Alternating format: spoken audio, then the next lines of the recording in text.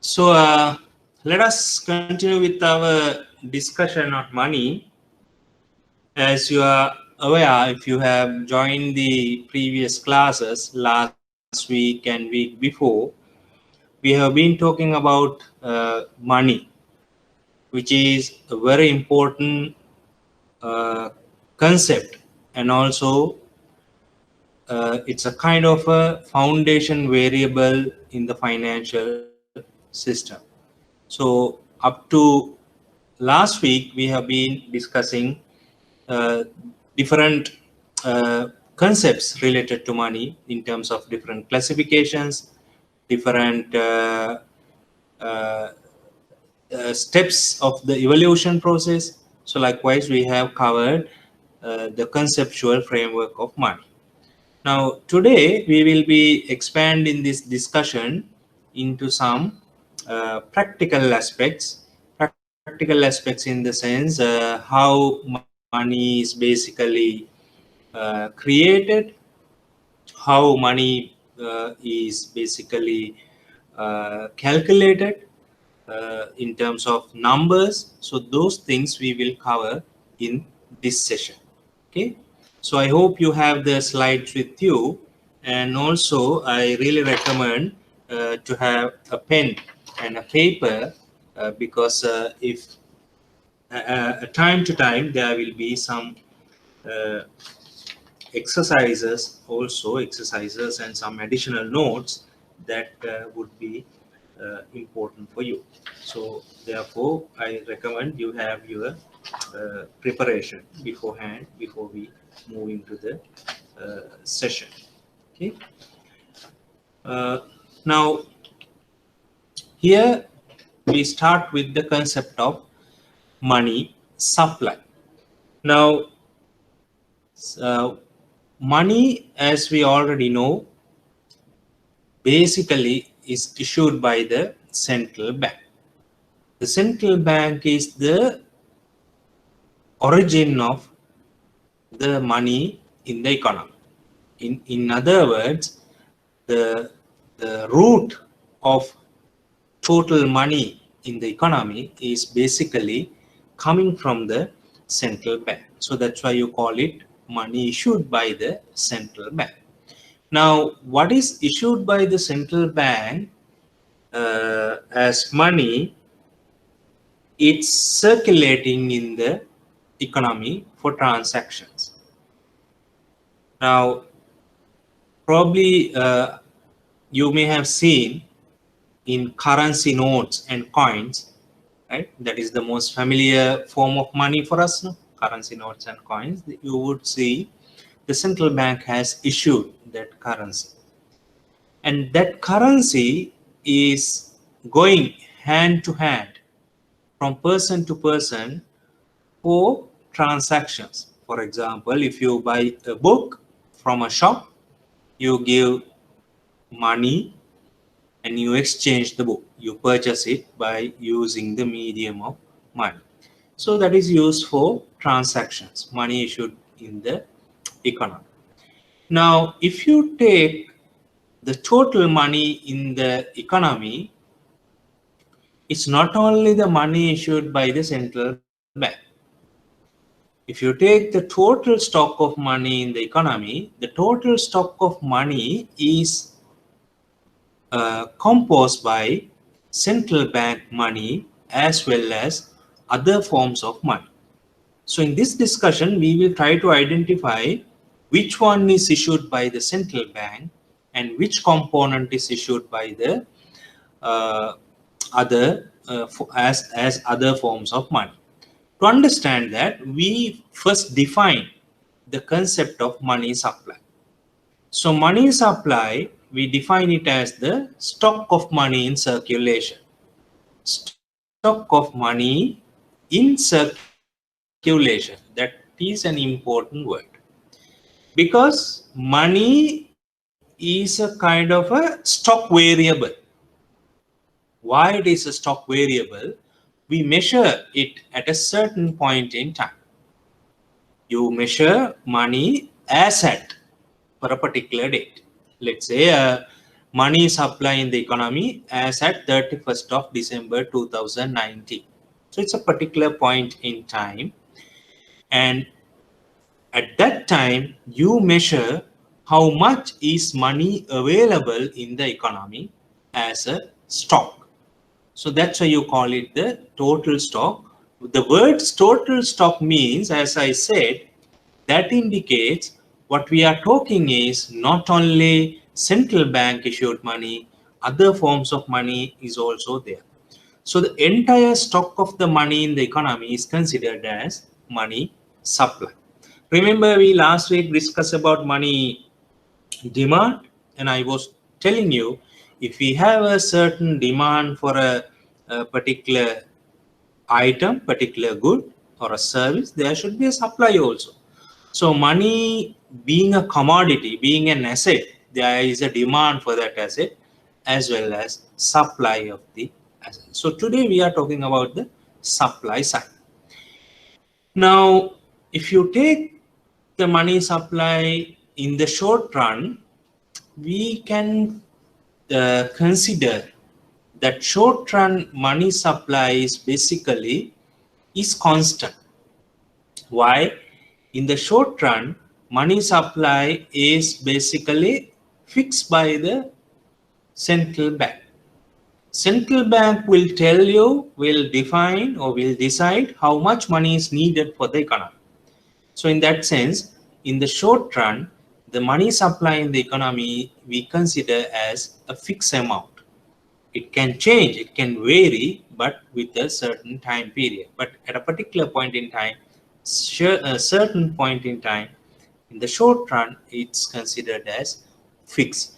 So when you say it's fixed, that indicates you don't need to look at the relationship with money with any other variable. For example, interest rate. So money and interest rate are the main variables. So you remember we were talking about these theories. For example, the quantity theory of money. Then we discussed liquid preference theory. There we simply assume that money supply is constant in the short run.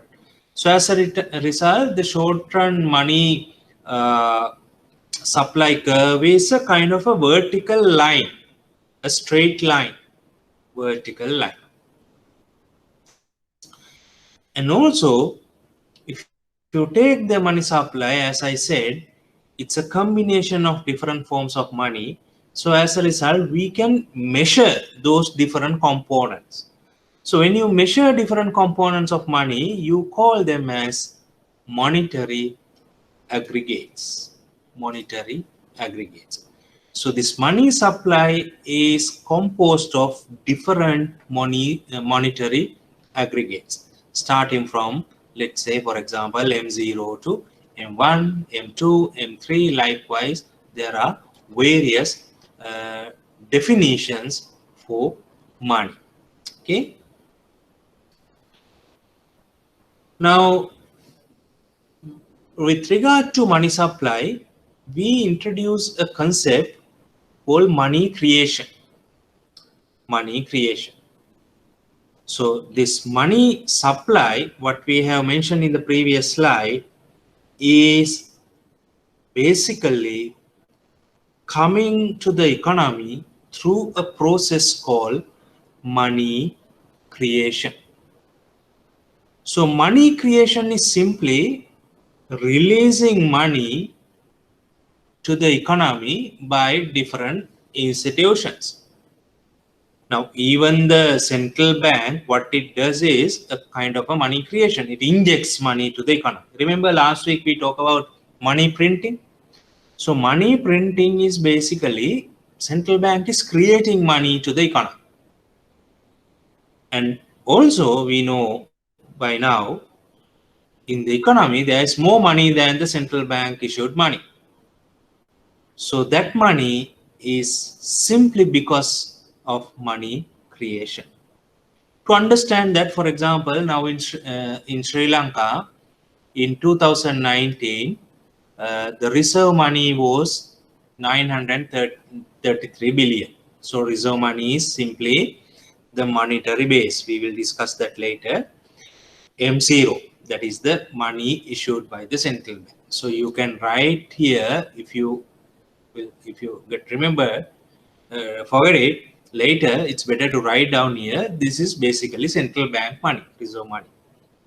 So it was 933 billion, and in the same year, at the same point, M2 means total money supply in the economy was 6,913 billion. So reserve money 933, M2 6,930, which means this is central bank issued money. This M2 is total money in the economy. So you will see M2, the total money in the economy is higher than the reserve money by more than 700%, right? So that indicates there is more money in the economy than the money issued by the central bank. And as I said, it is due to money creation.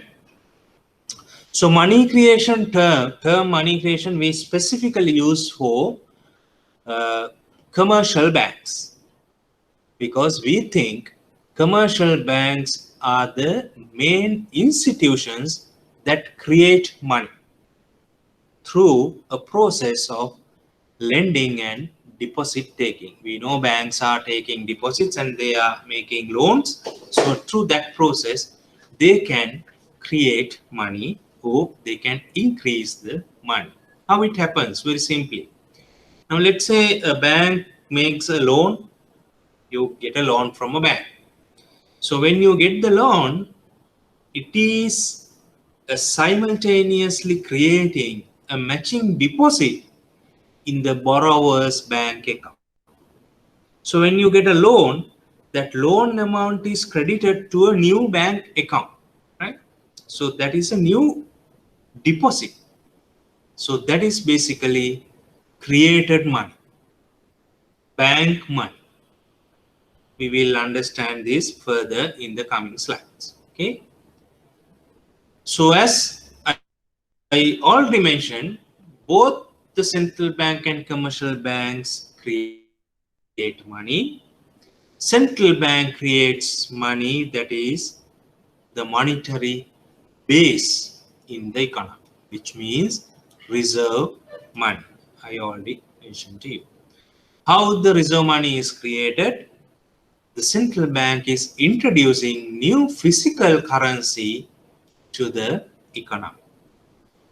Physical currency is issued to the economy, notes and coins mainly, right? So you call it, the central bank is having an expansionary monetary policy. So as a result, the central bank is releasing new money to the economy. How it happens? In summary, through purchasing financial assets by the central bank or lending to financial institutions. Now, at the beginning, we need to understand whenever the central bank or commercial bank creates money, it does not happen magically. It does not happen accidentally. It is a process. Whenever the bank issues new money, it is happening through a kind of a economic process. Because when you say money creation, that doesn't mean the God creates money, right? He doesn't create money. Who creates money? These institutions through purchasing assets, purchasing financial assets, or giving loans to financial institutions. Same applies to the banking system, right? So banking system that contributes to the total money supply.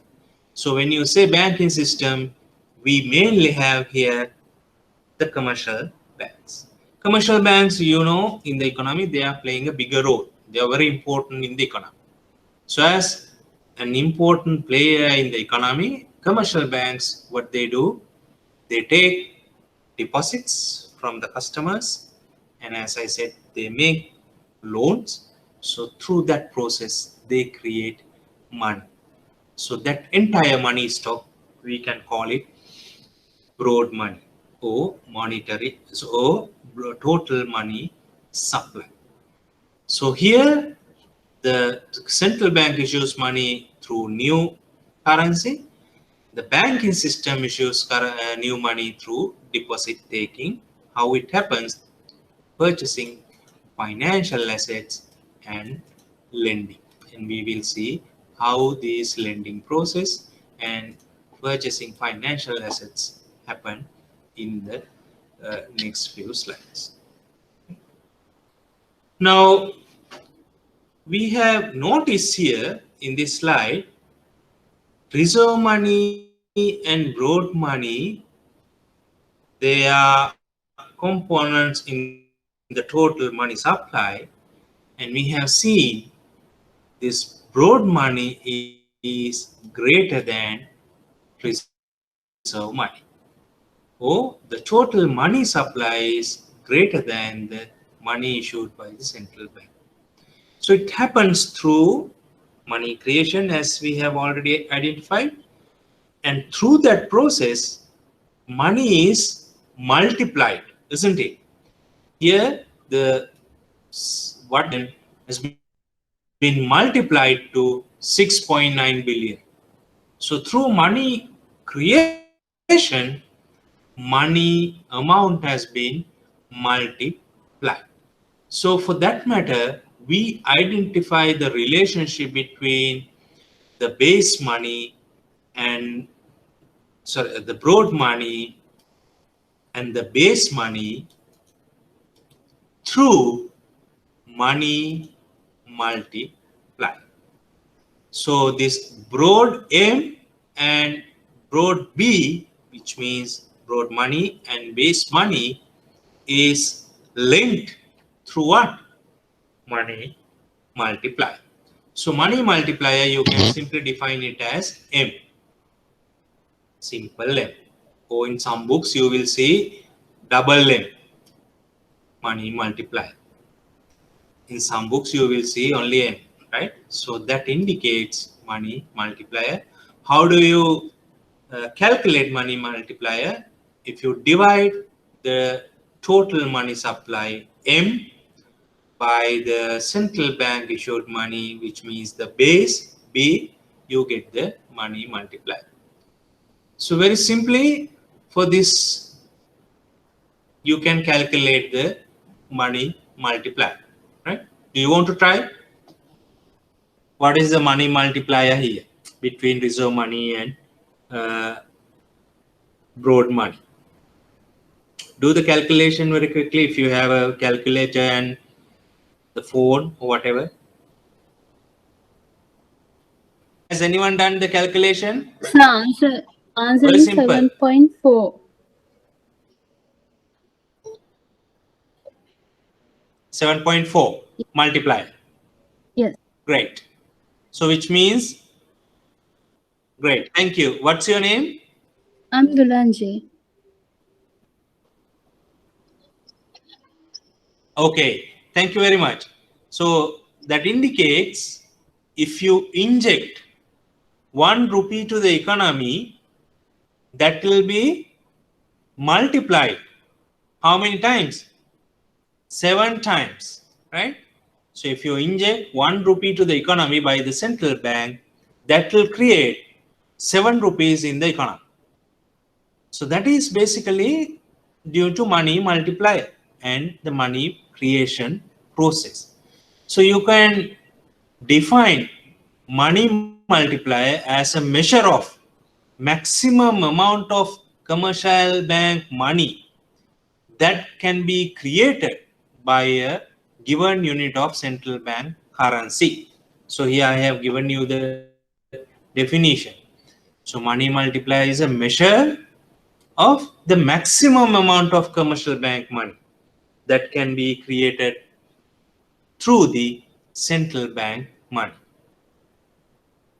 And it's not a very simple process actually. Even though you call it, you simply divide M by B, you take a number, it's a straightforward thing. But in the economy, it's not a very simple thing.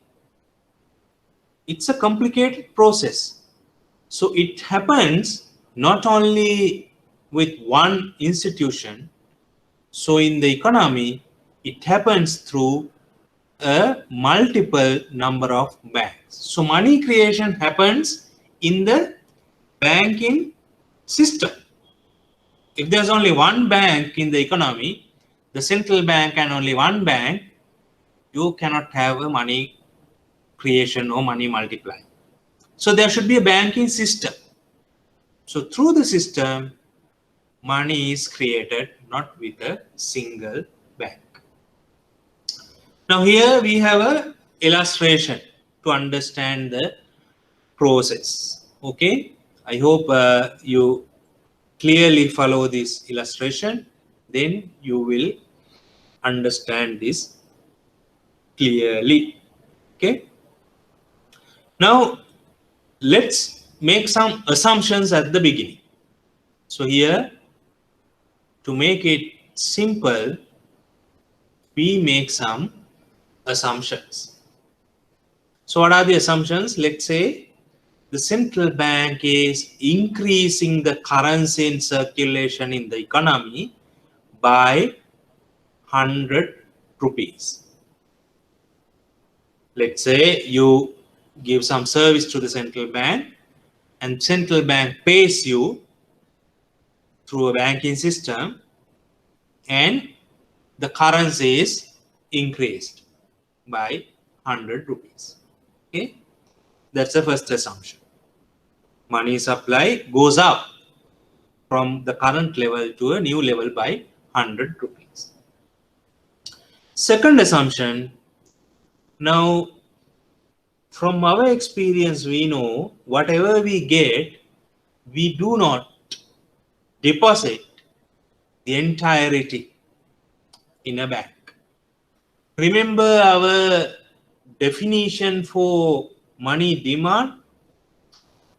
There we made an assumption people have some willingness to keep money with them.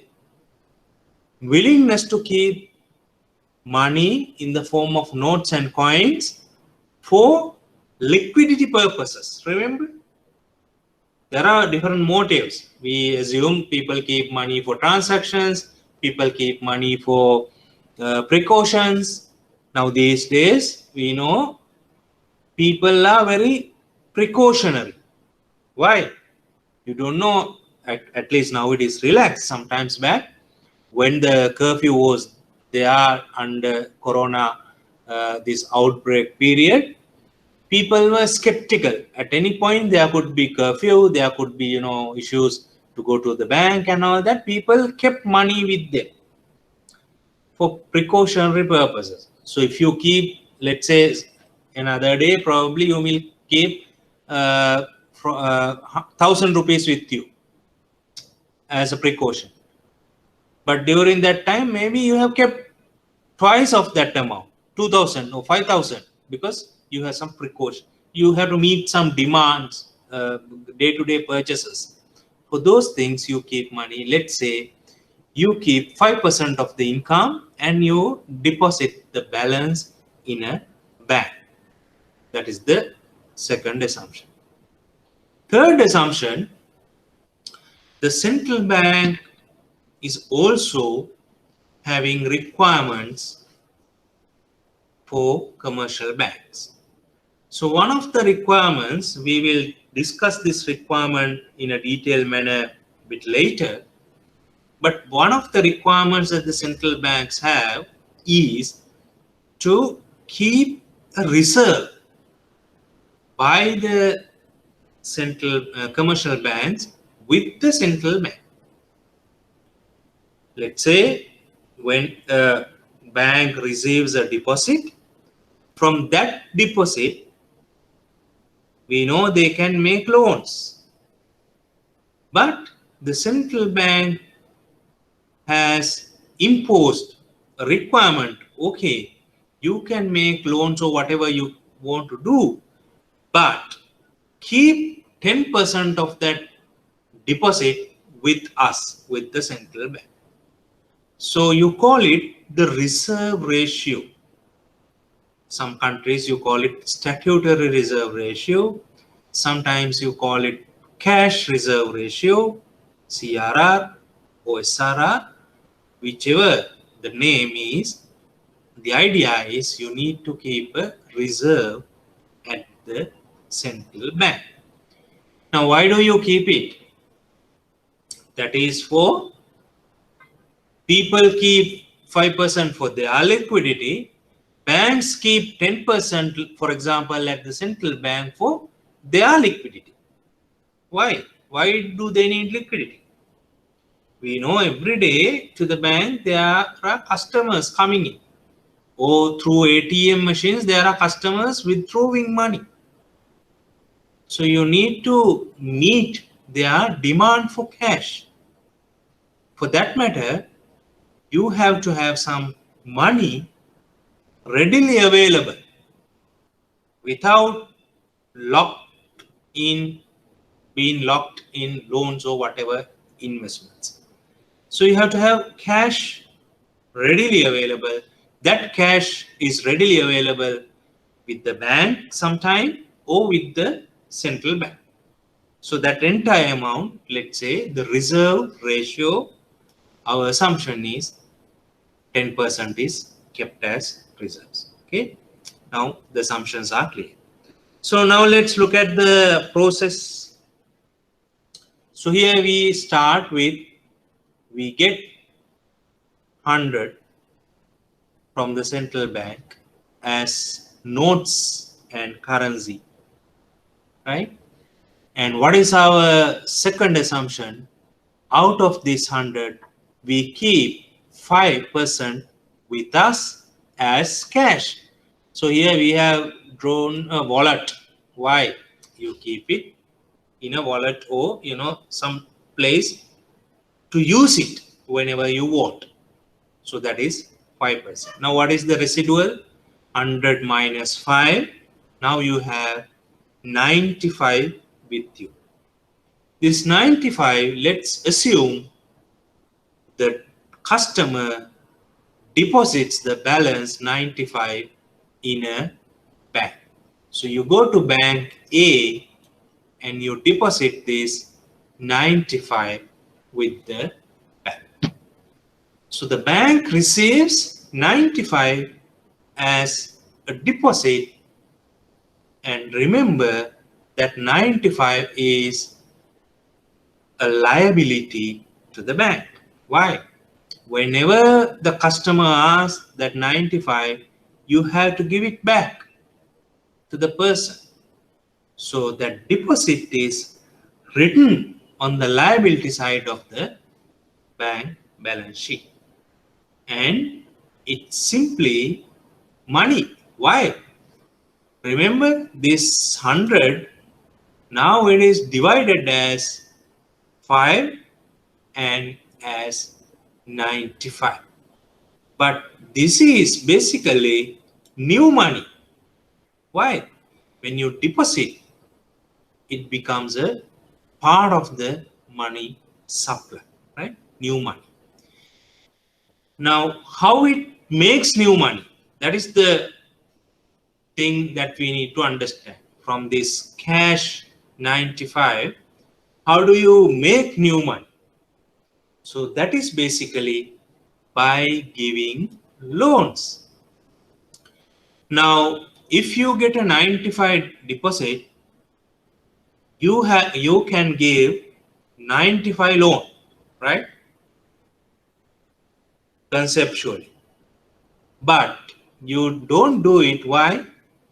There is a requirement imposed by the central bank. What is that requirement? You have to keep 10% of your deposit. So 95 into 10% means how much? 9.5.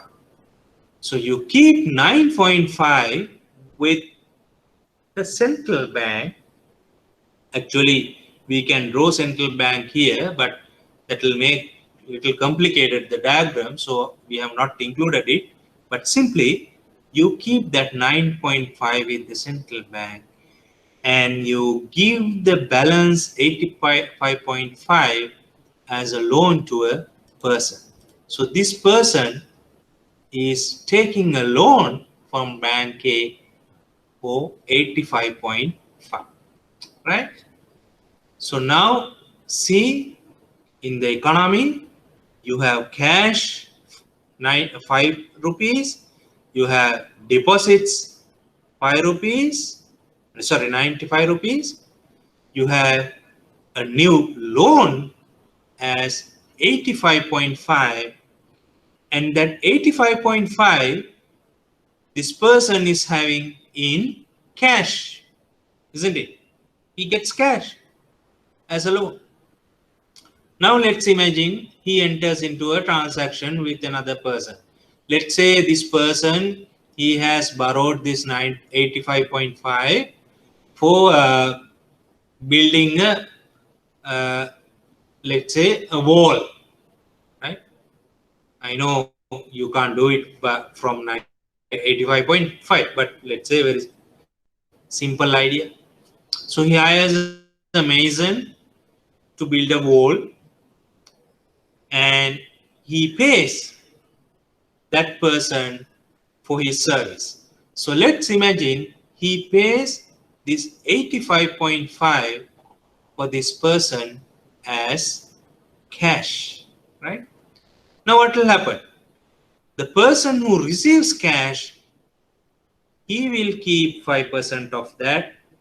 That is basically 4.2.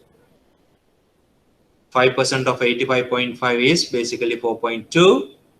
And let's assume he deposits the balance with bank B. So you can write bank B here. So in bank B, he will deposit the new amount, that is 81.2.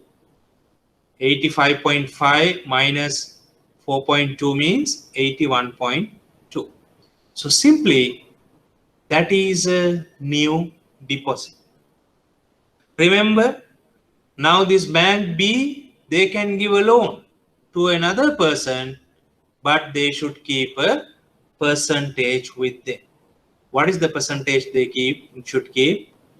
10%, which means 8.1 rupees they have to keep with the central bank. What is the balance? 73.1, and that can be given as a new loan.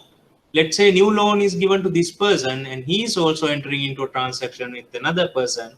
When that money goes to the other person, he will also keep 5% out of that. He will deposit the balance. So until this 100 rupees what you have injected by the central bank becomes zero, this process continues. That is our simple assumption. For simplicity, we think for this, until this 100 becomes zero, this process continues. And when it continues, we have seen there are many institutions involved. Bank A, Bank B, let's say Bank C. Likewise, there is a process that you create new deposits and new loans, which are new money. Let's assume you have injected 100 rupees to the economy here, and in this economy, money multiplies 4, right? For example. So what is the new money that you might create? 100 into 4, 400 money. So the total money in the economy is 400, and if you deduct the money issued by the central bank, that is 100, the balance is basically money created in the banking system. So that is basically bank money or deposits, very simply. If you take these deposits, add up together in the economy, that total summation of the deposit should be equal to the money created through this process, right? So the total money supply ultimately is a creation of the central bank reserve money into bank money, right? So that is the simple process of money creation by a central bank. Now, from these assumptions, we have identified one important thing. What is that important thing? There are factors affecting the money creation process. You cannot create money as you want. Why? There are certain factors affecting the money creation process. So here we have seen this 10% reserve ratio is an important factor that determines the money creation process. Also, we have seen 5% of money kept as liquidity. That is also a factor. But main factor from these numbers, what we have seen is the reserve ratio. So reserve requirement is a key determinant of money supply. So under in economics, you call this situation as fractional reserve banking, which means you keep a fraction at the central bank and you do transactions in the economy. So you call it fractional reserve banking. So fractional reserve banking requirement. Now, our important point here is this reserve requirement is a factor behind the multiplier. So amount that you can create as new money is dependent on the reserve money. Sorry, reserve requirement. And also, as I said, here in this cage I have put the people's willingness to keep money is also a factor that determines the money supply process. But for simplicity, let's assume the reserve requirement is the main requirement. So with that assumption, you can calculate money multiplier in a very simple manner. What is the simple manner? You can calculate money multiplier M as 1 divided by reserve requirement. So 1 divided by reserve requirement means reciprocal of reserve requirement. If reserve requirement is 5%, the reciprocal of the 5% is the multiplier. Reciprocal means always you divide 1 by that certain percentage. If reserve requirement is 5%, what is the money multiplier? 1 divided by 5%, which means 20. If reserve requirement is 10%, what is the money multiplier? 1 divided by 10% equals 10. So money multiplier will change when you change the reserve requirement. As long as you increase the reserve requirement, money multiplier will come down. At 5% reserve requirement, money multiplier was 20. At 10% reserve requirement, money multiplier is 10. So whenever you increase the money multiplier reserve requirement, that reduces money multiplier. Okay. So to understand this, here we have a very simple exercise. Right? Very simple exercise. I really recommend every one of you trying this exercise. Right? So what is the exercise? Here we have given. Let's say we have an initial deposit of 1,000 initial to the economy. We know what do you call it? Base money, B. Okay. And let's say in the economy, reserve requirement is 20%. RR is 20%. So the task is calculate the total money supply in the economy. Calculate the total money supply of the economy. Here we have given some hints, right? What do you mean by hint? How to calculate the total money supply. So total money supply is equal to large M equals to simple M into B, right? So you have some hint. So would you try? What is the total money supply of the economy based on these numbers?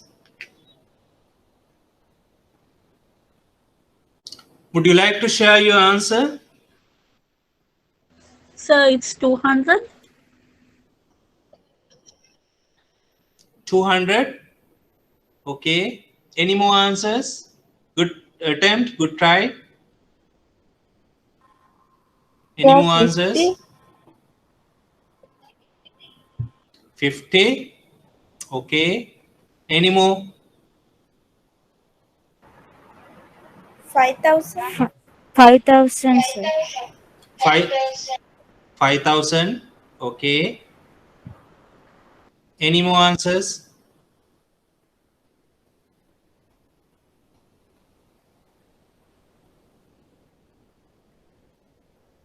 Good. I really appreciate your attempt. People who tried to answer the question. Who said 5,000?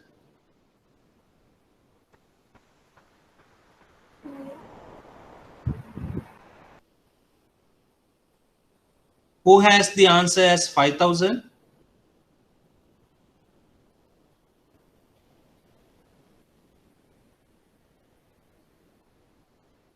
Are you there? Who gave the answer as 5,000?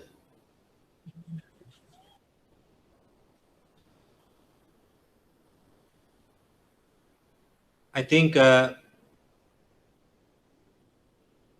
okay, the person who gave the answer, the student, 5,000, I think she got the correct answer. How?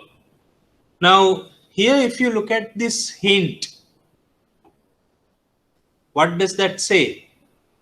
The broad M means total money supply in the economy.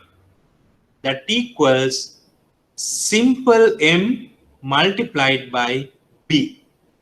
Simple M multiplied by B. Simple M means what? Money multiply. B means the initial deposit. It's already given, 1,000.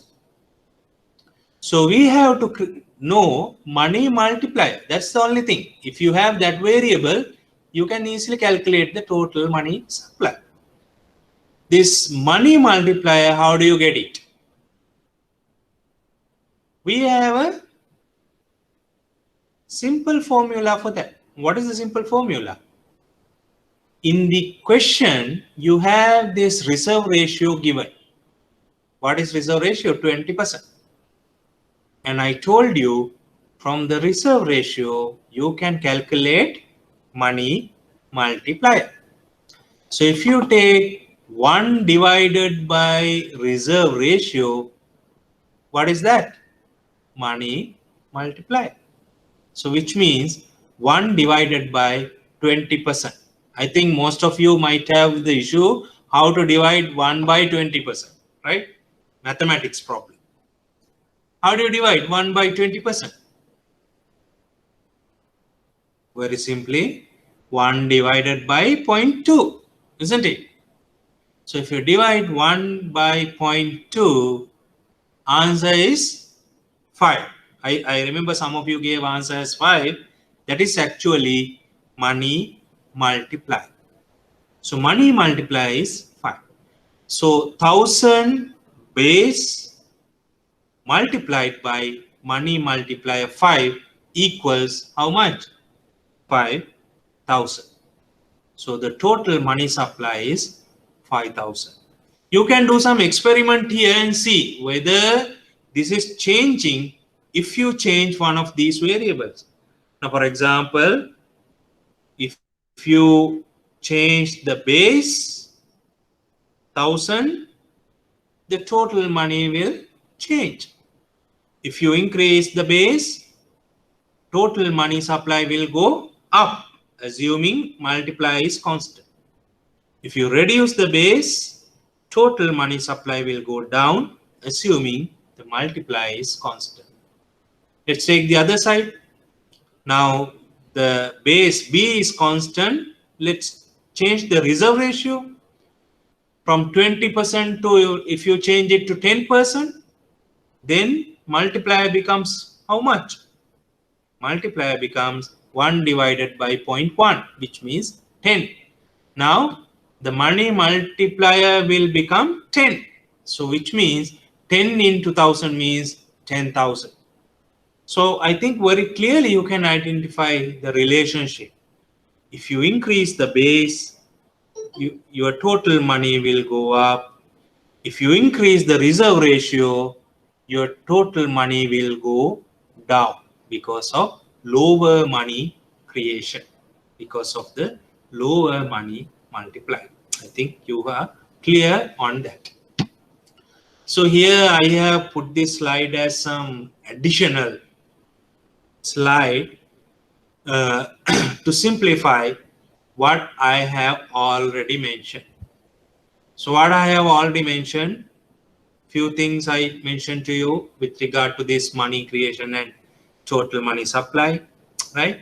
If you take this part of this picture, you will see this, the area 1 is simply this part, central bank money, right? So when central bank money goes to the commercial bank at step 2, then there will be new money. When that commercial bank gives money to other banks, let's say other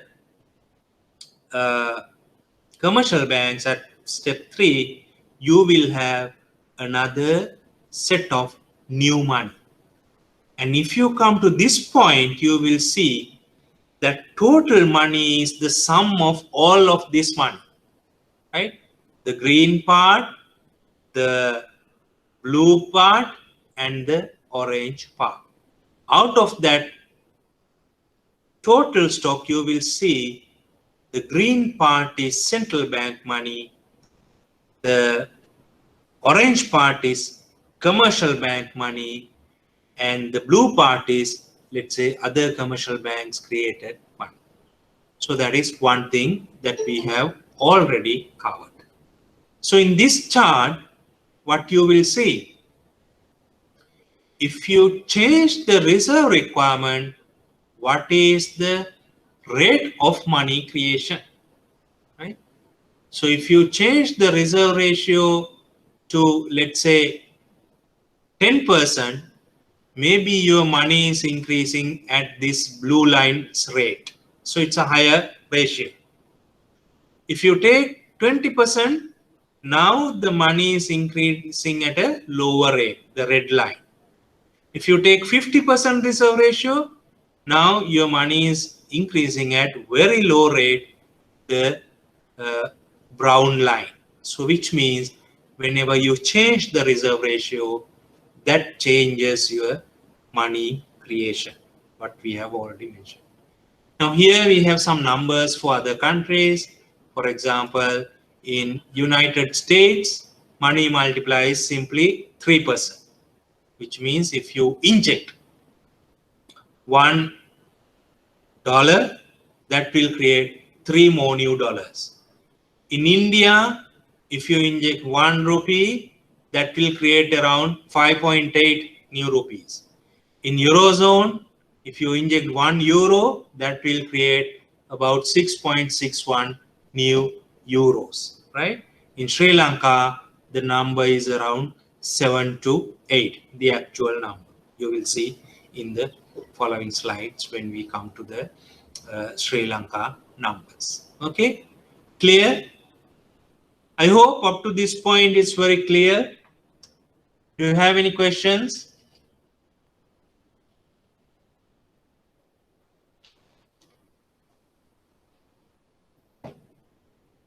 Any questions?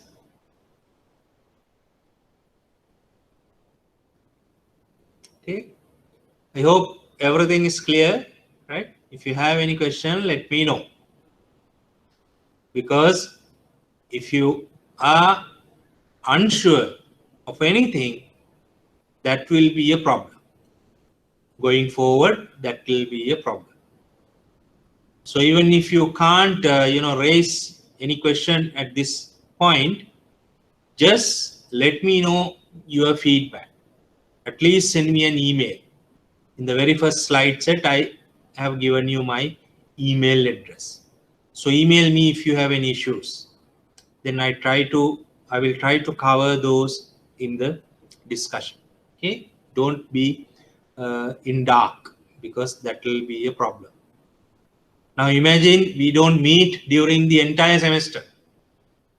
So what will happen if you are very unclear on anything? That will be impacting your performance at the exam. So make sure you have everything clear, right? Now, before we move to monetary aggregates in Sri Lanka, let me talk about an additional thing here. This is, even though I call it additional, this is an important part in your in our discussion, right? What are we talking about here? Basically, the money creation more than the usual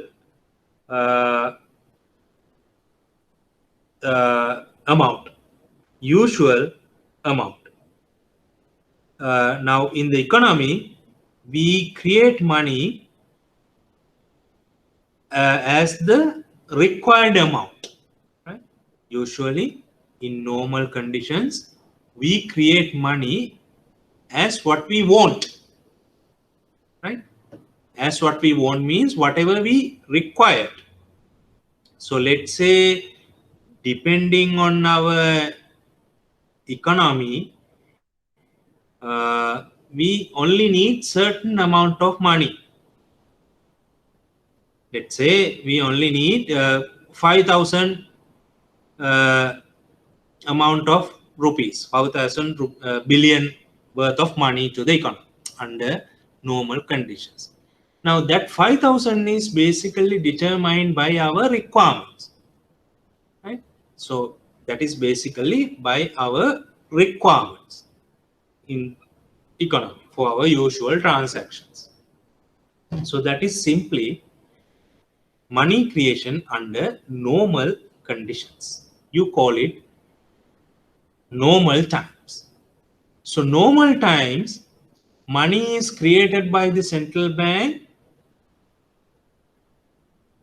to the required amount through its base money creation, right? We have seen the central bank is injecting base money. So that is depending on the economy's requirement. However, during unusual times, let's call it extraordinary times, during non-normal times, central banks create or inject large amounts of base money, right? Now let's take two examples. During global financial crisis in 2009-10 period, many central banks, they issued base money more than the economy's requirement. Let's say the economy only needs 5,000. Those countries injected 10,000. That is more than the requirement. Let's take this current corona outbreak period. Again, we have seen central banks injecting more amounts of money, reserve money, than the required amount. You call it injection of more reserve money during the coronavirus period. So this is some unusual thing injecting large amounts of base money. For that, we use a specific term, what you call as quantitative easing. The word quantitative easing is simply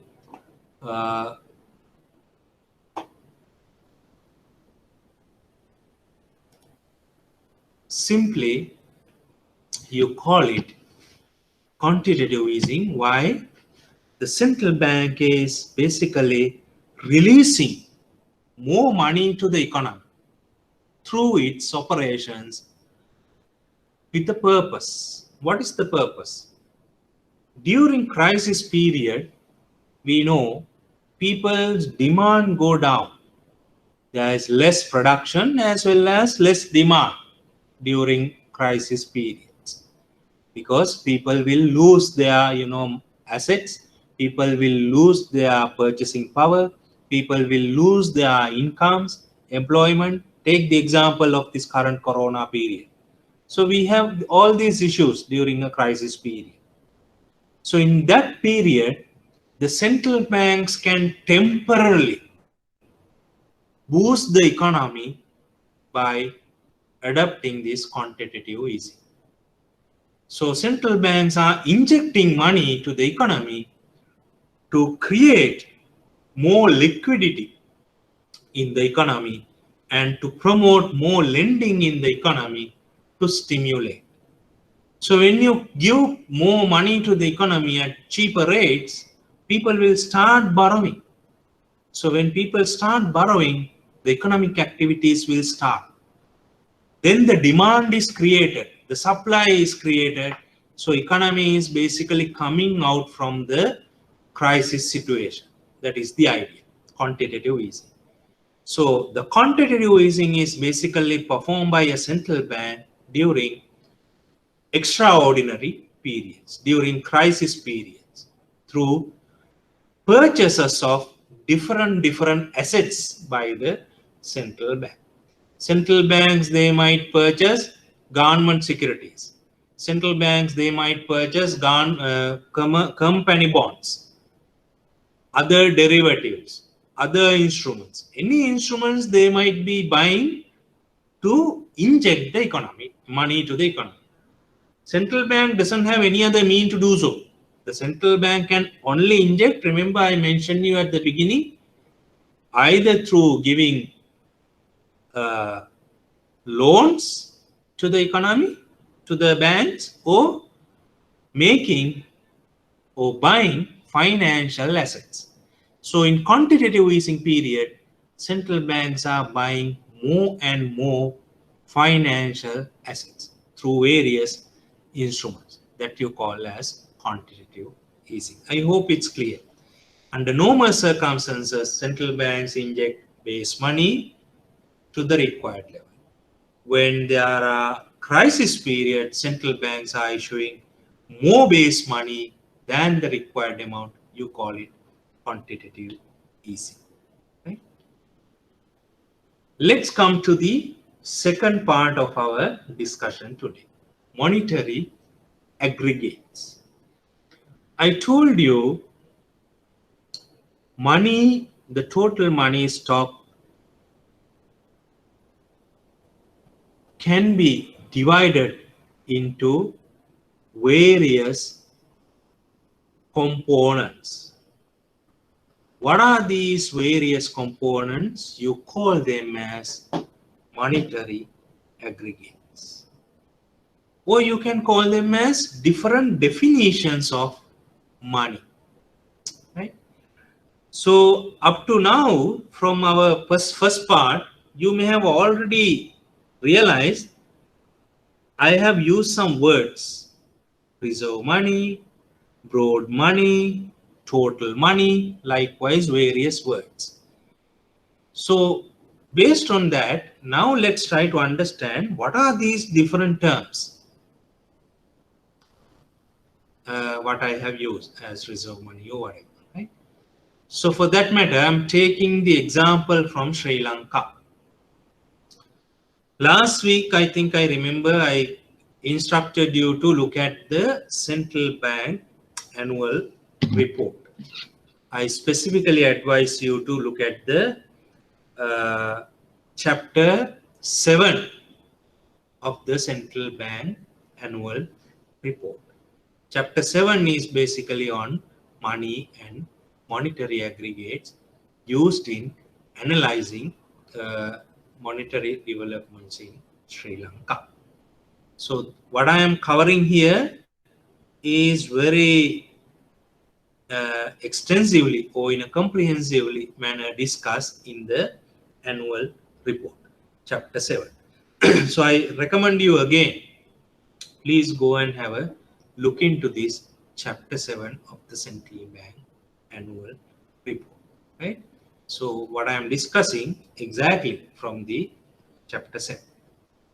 So what are the definitions of monetary aggregates used in Sri Lanka? We have 4 major definitions for money. So these 4 definitions are important because our calculations are based on these definitions. Okay. So what are the definitions? We have reserve money. You call it M0, right? Or you can use different terms like base money, high powered money. Likewise, there are various names. I'll come back to that point later when we discuss each and everything. That is our first monetary aggregate, reserve money.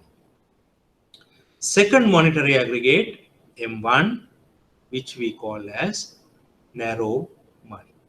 Okay. Third monetary aggregate is broad money. You call it M2 or M2B. Here I have used only M2B, but actually it could be M2 or M2B, right? Both. You will see when we come to the discussion. Then we have M4, which is the financial survey. Financial survey. So I'm going to cover each and every monetary aggregates in the following slides. Okay, be prepared, because this is important. First one, reserve money. How do you define reserve money? We already know it. The reserve money is simply the central bank money. Okay, we have already discussed this word in number of occasions. So reserve money is simply central bank money. You call it base money or high powered money. How do you define it? The total money printed means actually issued by the central bank. Sometimes you call it monetary authority. So what is issued by the central bank to the economy is the reserve money. We already know the term base money, B. Right? In Sri Lanka, we use actually reserve money. That is our popular name. But actually, what we are talking about, monetary base money. Now, this reserve money, what do you have in the reserve money? What are the components? These components are needed to know because when you calculate reserve money, you have to identify these components. Okay. What are the components we have? It includes currency, right? Currency held by the, now here there is a small typo here. Typo in the sense, this is not wrong, but to make it very clear, we'll change this word in here.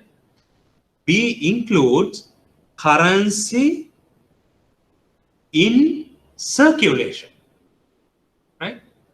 Or total currency issue, you can call it that way. Currency in circulation. So when I say currency in circulation, that has 2 parts actually. Currency with the public, currency with the bank. So actually, this first component, currency within brackets you can write you currency in circulation. Within brackets you can write with public, with banks. Okay, both. So the public means they are the largest holders. So in that sense, this is conceptually not wrong. But if you want to calculate exactly, you have to see it to the minor detail. So that's why you changed here. Currency in circulation. That is the first component. Second component, commercial bank deposits with the central bank. Now I hope you remember I told you banks, they need to keep a reserve at the central bank. Why? For their liquidity purpose. If customers come and ask for money, and if the banks doesn't have enough money, they have to have a liquidity buffer. That buffer is with the central bank. That's why you call it commercial bank deposits with the central bank. So if you are not so sure, within brackets you can write here SRR balance. Here this part actually the SRR balance. Okay. Third one, government agencies deposits with the central bank. Now in Sri Lanka it's very small tiny amount. So actually we can forget that component, the third component. I don't mind even if you put it in brackets, or even if you cut it, I don't mind. The first two are the most important, currency and commercial bank deposits. Okay. Now, if you look at this pie chart, you will see in Sri Lanka, out of total reserve money, around 70%, 68%, 70% is what? Currency. Currency. I already mentioned to you, this currency is basically currency in circulation, or you can call it currency issue, with the banks and with the public, both. Okay. The balance part is 30% or 32% simply commercial bank deposits or SRR balance. So you can mark the blue part is currency, the orange part is basically SRR balance. Okay. We will see some numbers from our annual report, then you will, make it very clear.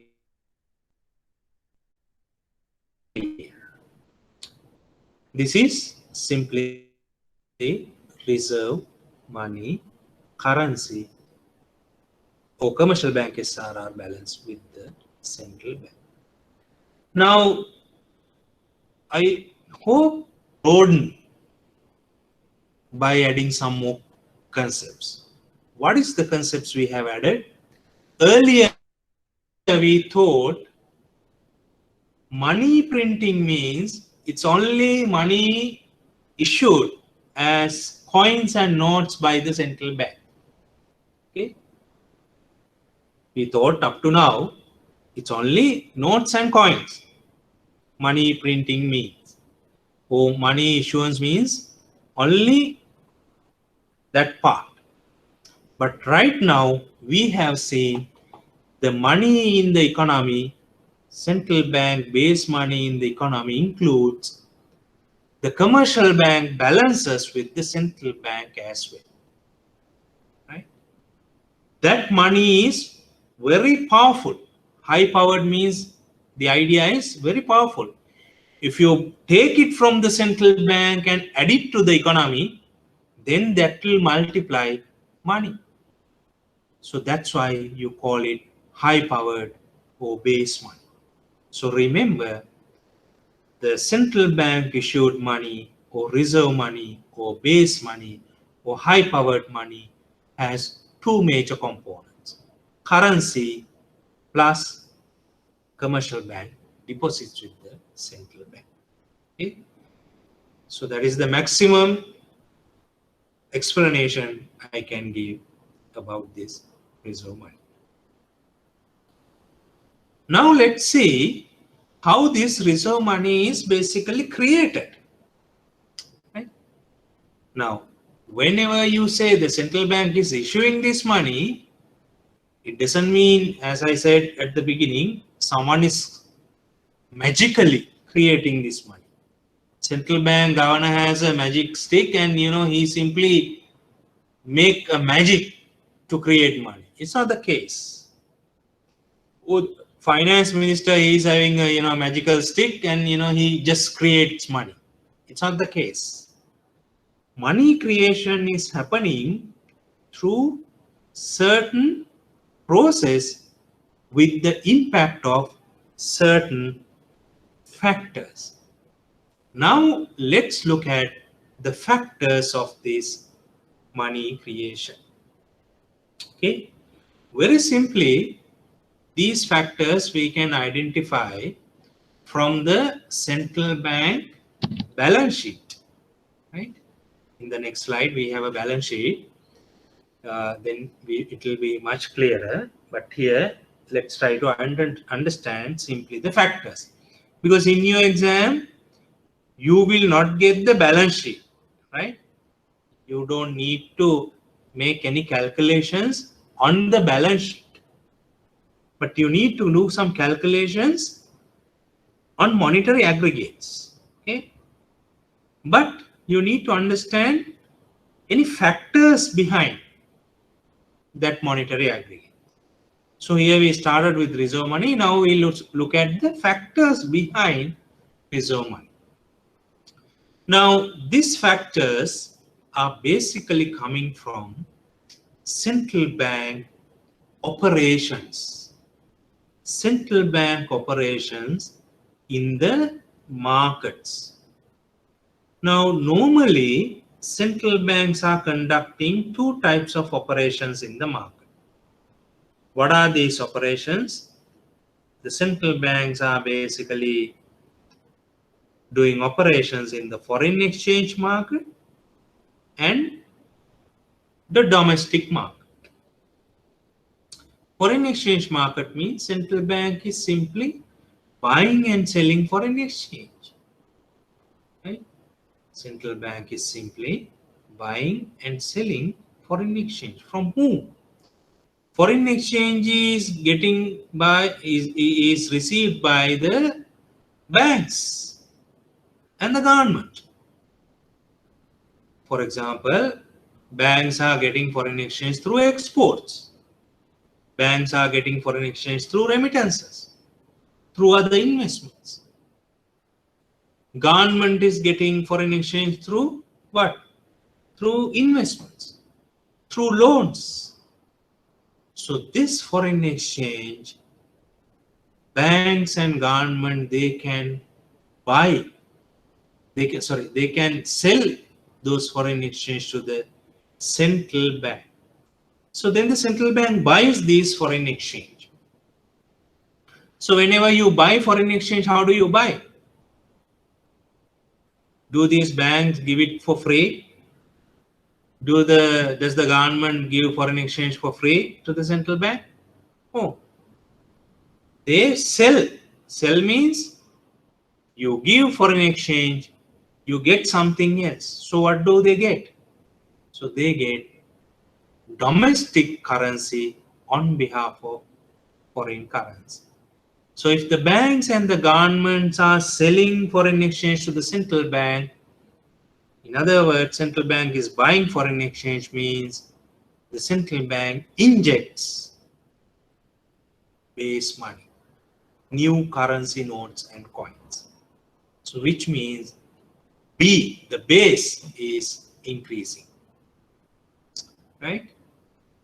So that operation, you can call it a foreign exchange operation. The first line is a foreign exchange market operation, right?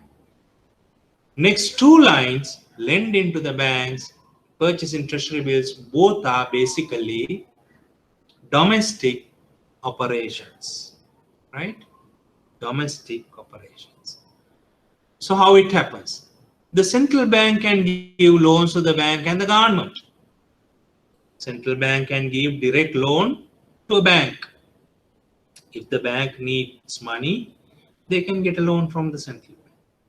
If the government needs money, there is a mechanism that the central bank can give a direct loan to the government.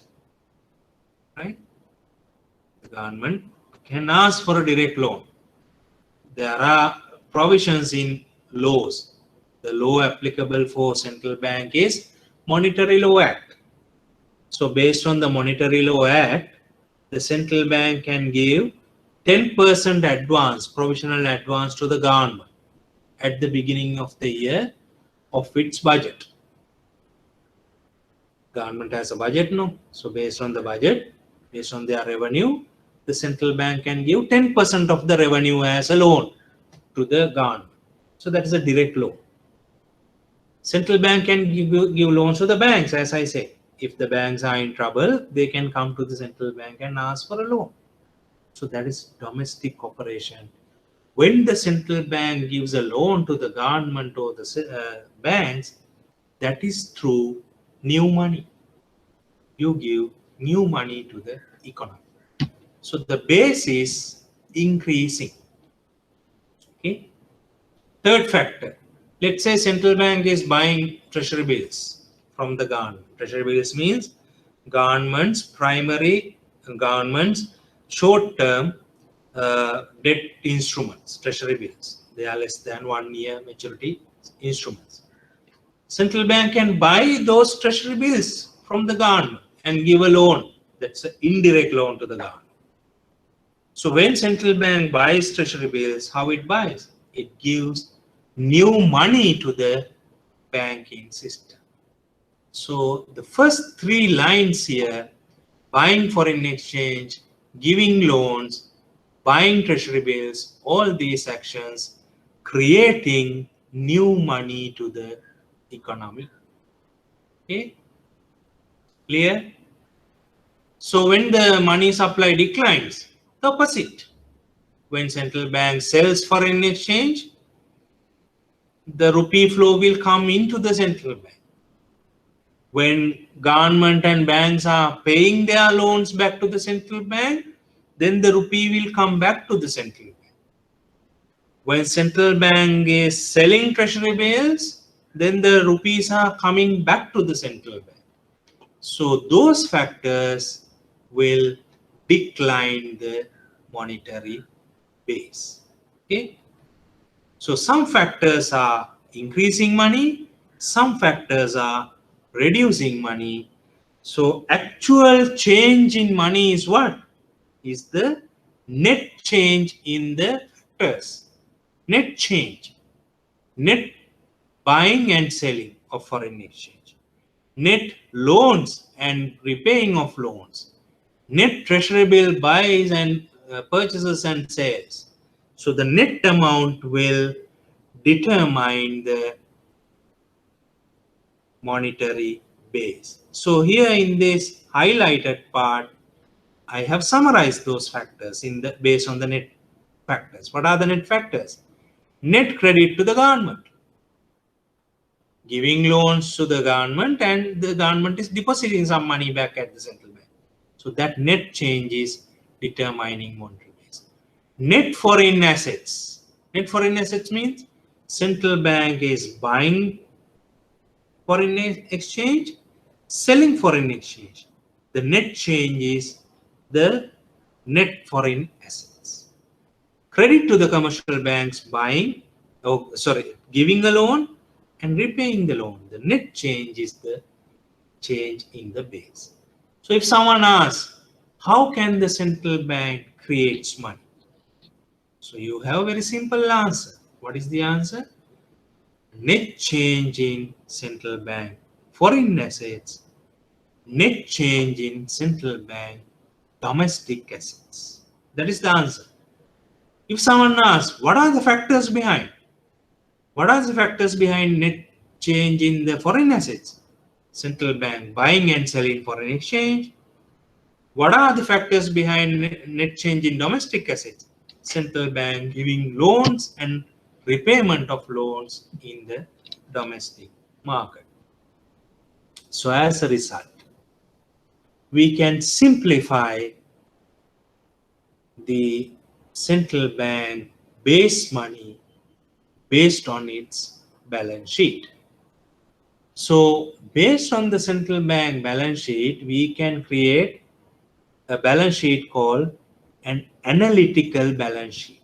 Analytical, because if you are familiar with accounts, I don't know if we have accounts in our accounting students here. I don't know if you have done some accounts, you might know according to accounting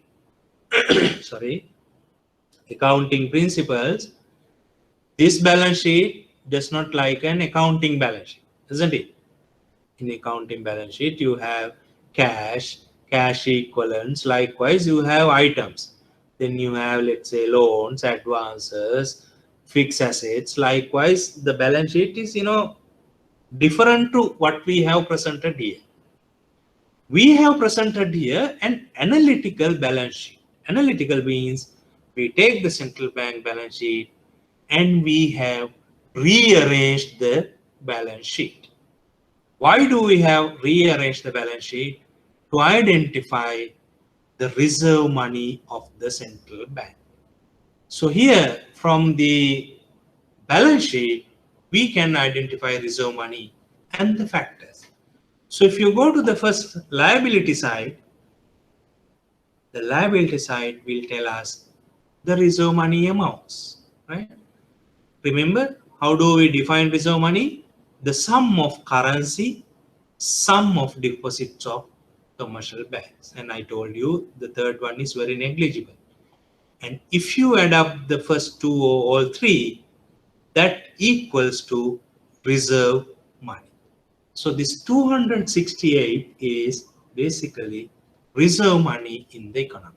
Money created by the central bank. So the balance sheet of the central bank, the liability side is helpful for us to understand the money injected by the central bank to the economy by the central bank. RM, reserve money. Or the base. We have different terms, words, remember? And how it is created, you can identify that from the asset side of the balance sheet. So on the asset side of the balance sheet, if you look at these numbers, we have net foreign assets. Remember how these net foreign assets are there? Because the central bank is buying and selling foreign exchange. The central bank is having foreign assets and foreign liabilities. The difference between that, you call it net foreign assets. So if net foreign assets go up, reserve money will go up. If net foreign assets go down, reserve money will go down. Then the second item, net domestic assets, which means credit to the government, credit to the commercial banks. If credit to the government goes up, net domestic assets will increase and reserve money will increase. If credit to the commercial banks will go up, if goes up, that will increase net domestic assets of the central bank, and that increases the reserve money. Okay, so any of these factors, if there is an increase, that will raise or increase reserve money, foreign assets or domestic assets. And there's another item called other items. Here in the balance sheet, we have some items like fixed assets, capital. All these are included under this other items. So it is having a negative impact because that is not actually real money creation, high powered money. So you have to deduct that part, and as a result, we get the same reserve money amount. And as I said, don't be scared or don't be stressed in the exam. we don't have this asset part. But in the next level, when you do commercial central banking for your DBF, you have to know these assets as well, right? But for the time being, let's forget about these numbers, but simply keep the factors in your mind.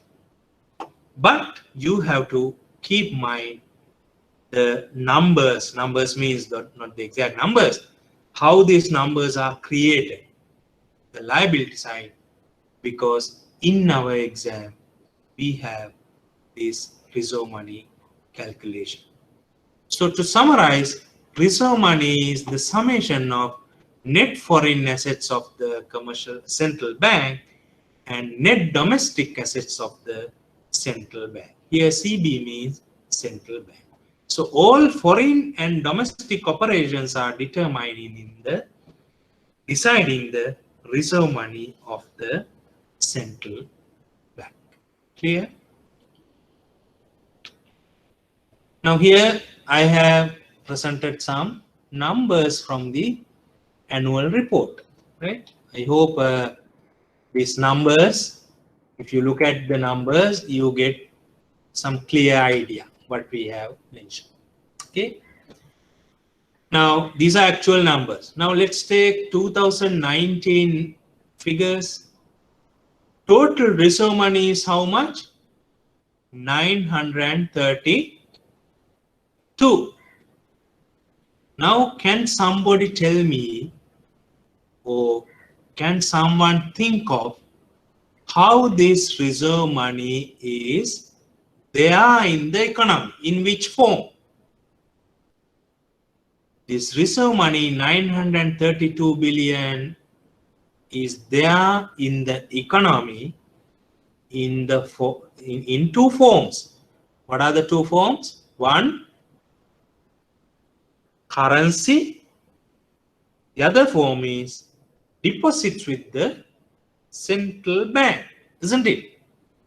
Currency and deposits with the central bank. Now, if you look at this chart below this chart, that indicates the currency component of the economy, right? If you look at 2019, this ash line, it's around 700 at the end of December. So out of 932, 700 billion is what? Currency. Remember here we saw about 70% of total reserve money is currency. So here also that number is very equal to 70%. So out of reserve money, currency is the major component, right? We have not presented commercial bank deposits here. That line is not given because this is the major component. And if you look at this currency chart, you will see some important observations. Every year, 17, 18, 19, currency levels have gone up. Remember I told you, central bank is putting money to the economy as required. So every year, our requirement for transactions go up. And as a result, you have to increase the currency. So every year, this line will parallelly shift upwards because we increase currency as required. And also another observation, if you look at, there are two peaks in this chart. Here around April and also around December. What is that peak? Why there is a peak during that period? What could be the reason? We know. Any answer? There are peaks in December and April. Why? People demand more currency, isn't it? For New Year, for new purchases, you need money, isn't it? You demand more currency. During Christmas period, January 1st New Year period, you need more money. So people demand more currency. That's why you see a peak in those periods. So what I was telling, out of this 932, large part is currency. And how this money is created, I told you, there are factors behind. What are the factors? Net foreign assets, net domestic assets. So last year, what was the major factor behind money creation of the central bank?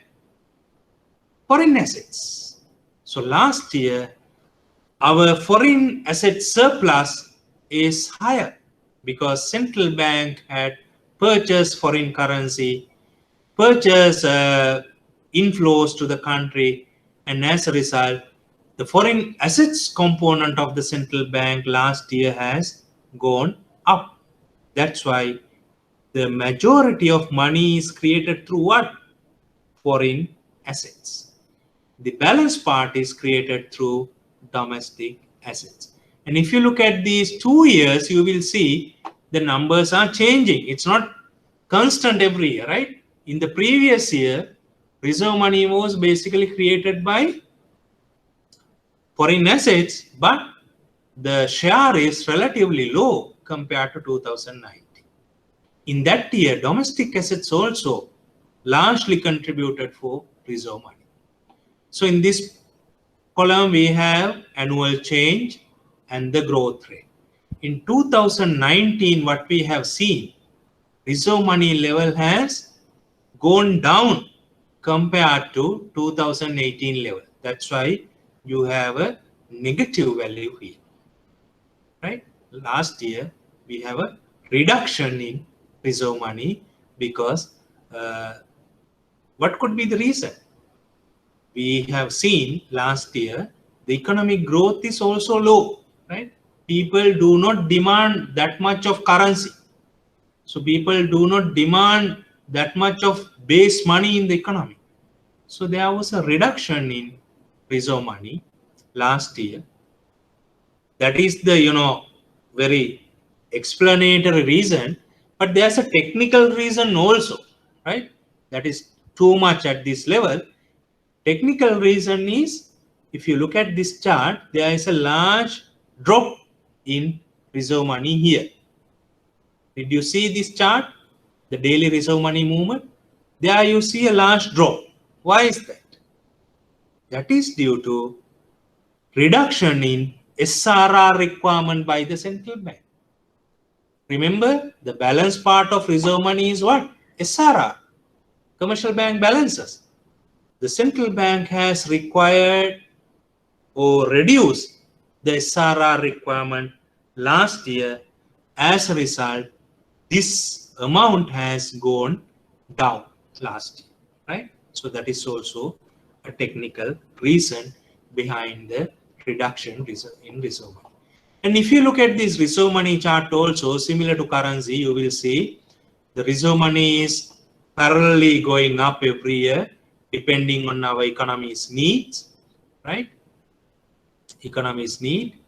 I think I made a mistake here. This line is 2018, right?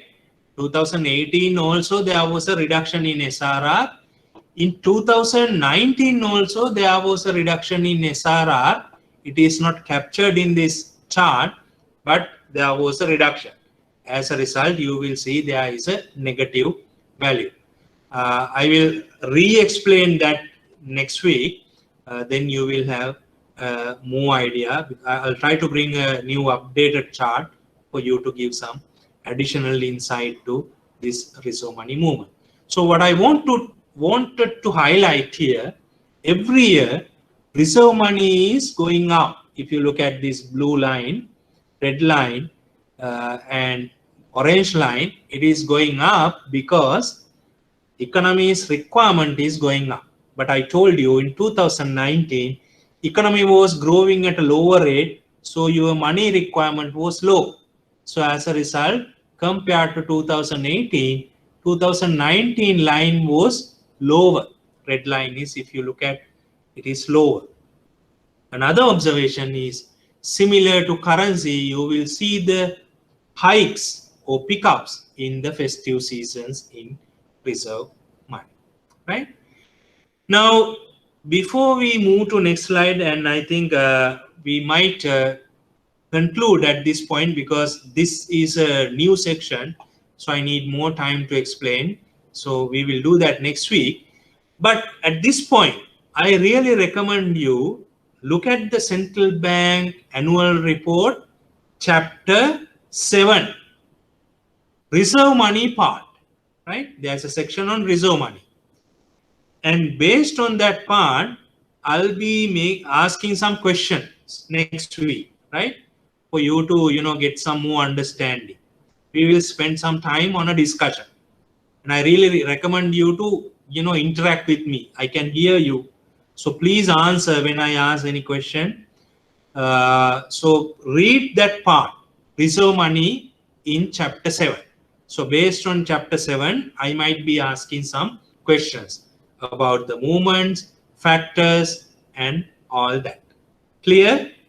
Everyone is clear about the next week arrangement? Yes, sir. Okay. Yes, sir. So before we start next week discussion, I'll be having a chat on the reserve money movements based on annual report numbers. Okay.